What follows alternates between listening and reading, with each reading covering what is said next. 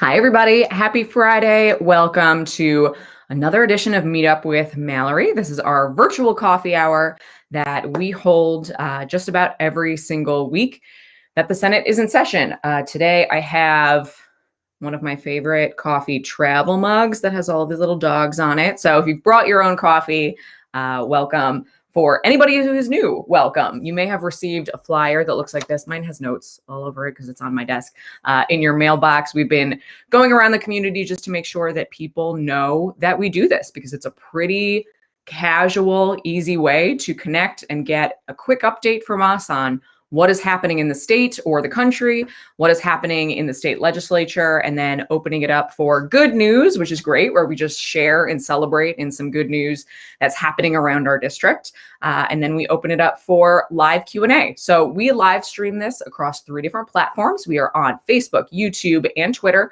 So no matter what platform you are watching on, if you do have a question when we get to the Q&A portion, go ahead and type it in the comment section. It will filter all of that to us, and we will be able to see that on our end. If you do have a question or a comment, we ask that you type out your name in case that's not obvious from your username, what city you are representing in the district, and then fire away with your question. We will try to get to as many as we can. All right, so this is the second week of back to school. So we are changing the order up a little bit and starting with some more good news because it is really exciting to see kids going back to school.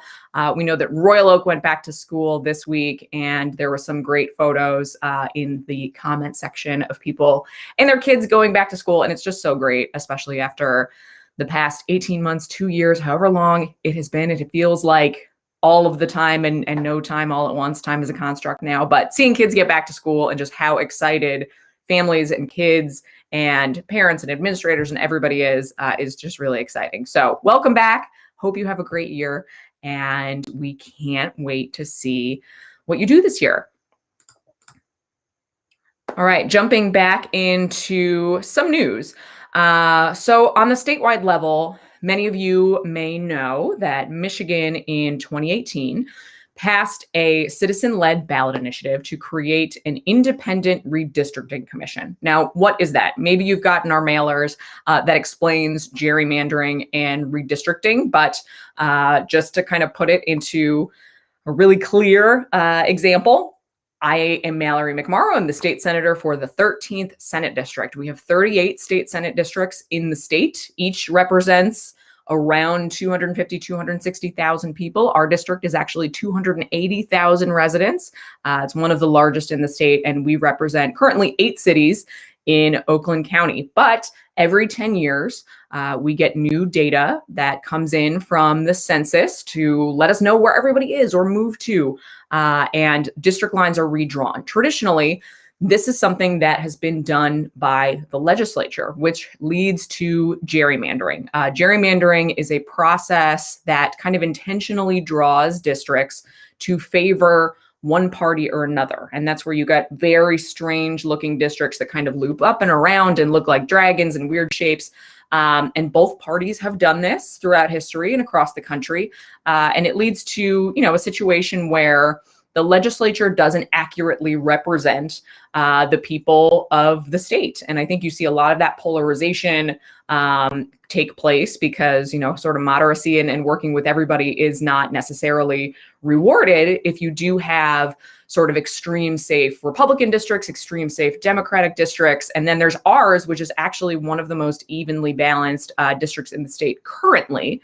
But districts are being redrawn, and that is done by citizens for the very first time in Michigan's history. So we just wanted to share an update that process is happening right now. So some people have reached out and asked if I am still going to be your senator after 2022, which first of all implies that I get reelected. So thank you. That's a huge vote of confidence for me. But also, I don't know. And this is in the hands of citizens and not something that myself as a legislator will have a hand in. And I firmly believe that is the way that it should be. But we do encourage you to get involved and to pay attention to the process. You can actually watch them drawing maps live.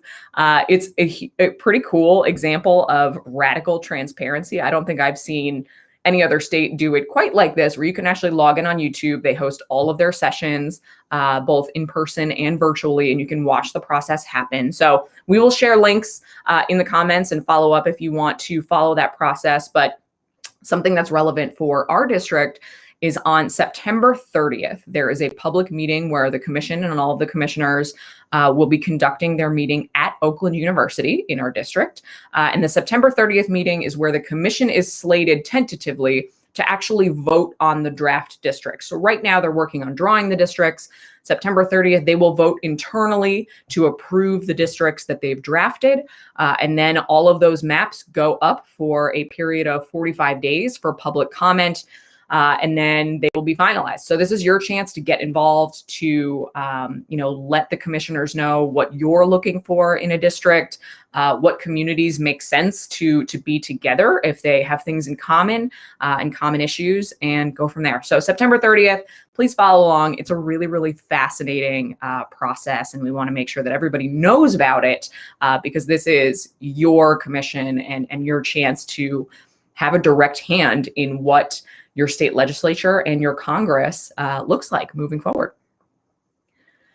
Next up on national news, we had the President of the United States, President Biden, announced that there is a new federal vaccine requirement for private sector and public employees and healthcare workers and federal contractors in an effort to curb the spread of COVID-19. So, we all, if you're anything like me, pretty vividly remember watching news stories when the first vaccine left Pfizer out in Kalamazoo. And it was, especially after how hard the previous year had been, it felt like a little bit of a relief and also a really proud moment that the vaccine was coming out of Michigan and that was flying all over the country and the world. But obviously, we've seen vaccine rates kind of trickle off. We've seen a concerning rise in cases. And for me, one of the biggest concerns that I see is the rise in cases and now fatalities among children, among kids who can't get vaccinated, among pregnant mothers who are dying. There was a report that I read this morning that I think MLive published, but over a dozen pregnant mothers in Mississippi have passed away from COVID-19. And we are starting to see younger people get sicker and get infected. And what we're seeing in the hospitalization rate numbers is that an overwhelming majority of those hospitalized and those continuing to pass away from COVID-19 are unvaccinated. So, I think myself and a lot of other people were really hopeful that people would see that this is the way out of it. I know that anytime there's something new, people are nervous about it and want to find out more information. I have been following this really closely, and many of you may know I gave birth at the end of January and was actually eligible for the vaccine right around that same time. And, it was nerve-wracking for me about what does that mean for my pregnancy and my daughter. I was a new breastfeeding mom, but I spent a lot of time talking to experts and researchers and weighing the risks, right? I think we accept that there is nothing in life that is without any risk, but what we know now overwhelmingly is the risks associated with the vaccine are significantly smaller than the risks associated with being unvaccinated and contracting this virus. You just don't know how your body's going to handle it. We are now seeing more people without comorbidities who are healthy, who are younger, who are kids, who are getting sick and dying. So this is the announcement, I think, on the wake of us seeing those numbers, and especially with kids going back to school and people getting back to in-person activities and work, that is out from the federal government. And one thing that I want to make very clear is what was issued from the administration yesterday says you either have to have proof of vaccination or participate in weekly COVID-19 testing. So it is really, it's still, you make the choice that is best for you, but it's understanding that we're still in a pandemic. This is still an incredibly dangerous virus. I got vaccinated. Everybody in my family has gotten vaccinated, and they are incredibly effective. But if that's a choice that for medical reasons or for religious reasons you're not able to make, I do think that there is personal responsibility involved in saying, okay, well, I am going to go ahead and get tested weekly so that I know, so that as a part of my community or my business, or heading back into school or being around people who can't be vaccinated, I know whether or not I'm sick. And then, if you're sick, stay home. And that's how we're going to get through this and get back to our normal lives and stay there. So just wanted to update everybody on that news. I'm sure we're going to be getting questions about it, but wanted to put that out there. Really quickly, the update from the Capitol. So we're pivoting. You may see, because we're not in Lansing, I have this very small model of the Capitol. If anybody of you have watched Zoolander, it is the Capitol for ants. So we were in session this week in the Senate, but we did not vote on any bills. It was a very, very light day on Thursday. There were a couple of bill introductions. We had some bills that were read on general orders, which is procedurally the first time bills are read in session, but we did not vote on any of them. But the State House had their annual September 11th and first responder recognition ceremony. So that is what happened in Lansing this week. Pretty light news week. So we will now jump into the best segment of the week, which is good news. And you got a sneak peek of some of it with kids back to school, but running through a few other really fantastic things that are happening in our district. Rochester Police have launched the Fridge, which is a free fridge food donation program. I love this. I actually heard a podcast about similar projects like this around the country and had always wanted to see one in our district. So this is just like you may have seen some people in communities using free little libraries as food pantries, placing, small food items or essential things like feminine hygiene products or socks available for anybody who may need them to take them without judgment. So this goes a step further and is an entire food pantry and a fridge. So it's going to have vegetables, milk for people who can take what they need, again, without any judgment. And we know, especially after the past year and what everybody's gone through, it's okay if you're in need. And this is a great way to, I think, get over some of the stigma that is around going out and reaching out to organizations who may be offering assistance, but this is available for you. And it is a community effort. So if you have food or items to share, it's a community effort to restock the pantry and the fridge. So huge shout out and thanks to the Rochester Police Department for facilitating this and helping the community. Really love it. Next up, many of you may know or may not know that the Detroit Zoo director, Ron Kagan, retired recently.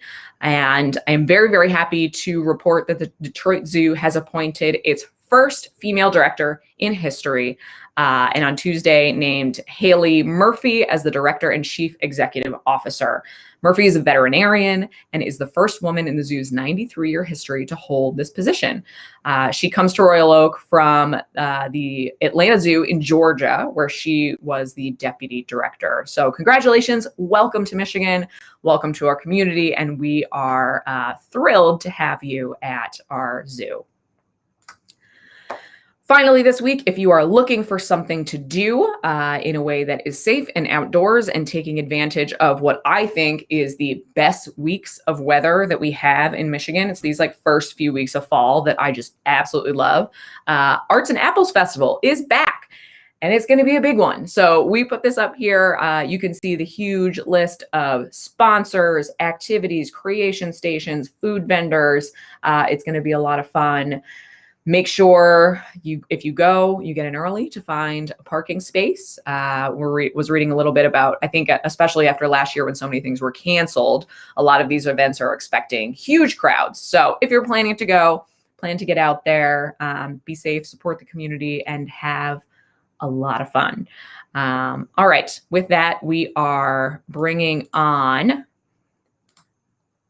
live from our office in Lansing this week. So we are bringing together the remote office and the actual Lansing office, which we haven't spent much time in over the past year. Liz, our Director of Constituent Services and Outreach, to facilitate questions. So just as a reminder, if you do have a question or a comment, feel free to go ahead and type that in the comment section of whatever platform you're on, and make sure to include your name, if that's not obvious by your username, what city you represent in the district, and then go ahead and fire away with your question. So Liz, what do we got this week? Sadly, no questions right now. Maybe people are, getting ready to enjoy the Arts and Apples Festival. Here's my submission, The last minute submission for Arts and Apples. I didn't make anything. No, it's okay. Very I found some colored markers here. I had to print some things out and use our printer. So nice. I'm going to present this abstract piece of art, which I call definitely not a baby's rubber teether, and it's abstract for interpretation. Yeah. Yeah. All right. Well, we will let everybody get on with your weekend then. No need to have this run longer than it needs to be. As always, if you do have any other questions or comments, you can always email us. I will, hold on, bear with me, throw up our email address so you can see that. Go ahead and email us at senmcmorrow@senate.michigan.gov. You can find more information about our office at senatormcmorrow.com. And if you want to hang out on Twitter, you can. And that is me at Mallory McMorrow. So with that, I hope everybody has a great and safe and cool weekend. Enjoy whatever you're getting up to, and we will see you next time.